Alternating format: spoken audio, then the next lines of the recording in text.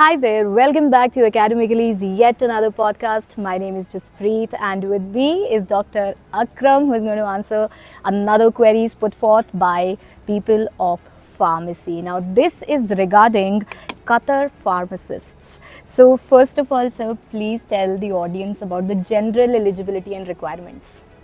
So basically, if you are a registered pharmacist in your home country, you can practice in this country like Qatar.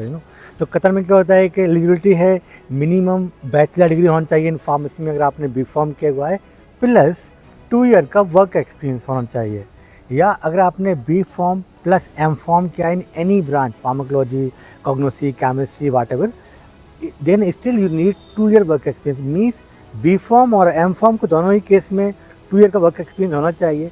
But अगर आपने pharm D किया doctor of pharmacy किया हुआ है जो 6 year का pharm D की बात करेंगे 5 ईयर का फार्म डी अगर आपने किया हुआ है in that case if you have 1 year experience you are also eligible to write this exam to become registered pharmacist in Qatar.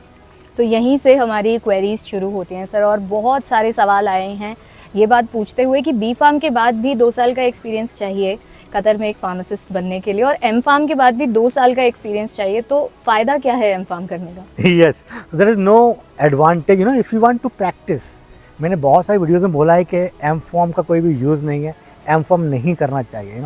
M form अगर आपको करना है तो you need to pass GPAT और जो टॉप कॉलेज है वहाँ से करना चाहिए। If you want to do further आपको रिसर्च करना है, you want to become a scientist, you want to become a professor, academics में जाना है तो एम फॉर्म और PhD का यूज़ है। बट आपको अगर प्रैक्टिस करनी है, आपको किसी रिटेल फार्मेसी में या हॉस्पिटल फार्मेसी में अगर जॉब करनी है तो कोई भी यूज़ नहीं है, दोनों का सेम एलिजिबिलिटी रहेगा। बी फॉर्म एम फॉर्म के लिए सेम एक्सपीरियंस होना चाहिए एक्चुअली। सो मिनिमम जो आपकी डिग्री है वो रिक्वायरमेंट्स पूरी होनी चाहिए if you are looking to be a pharmacist in Qatar, please note that. And what are the universities and bodies जो कि वैलिड कंसिडर होती है इंडिया से, ये एक और सवाल था सर।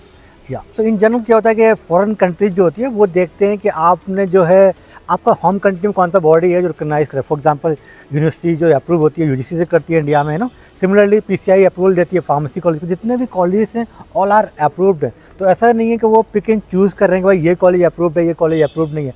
आपका अगर होम कंट्री की गवर्नमेंट ने अगर आपको जो है अप्रूवल दिया हुआ है तो वो ऑटोमेटिकली वहाँ पर भी जो है अप्रूव्ड माना जाएगा। सो दिस मीन्स जो फेक यूनिवर्सिटीज़ का एक लिस्ट निकलता है, people can refer to it as well अगर आप जानना चाहते हैं कि कौन सी यूनिवर्सिटीज़ या फिर बोर्ड रिकग्नाइज्ड है। Thank you so much sir for joining in this podcast episode.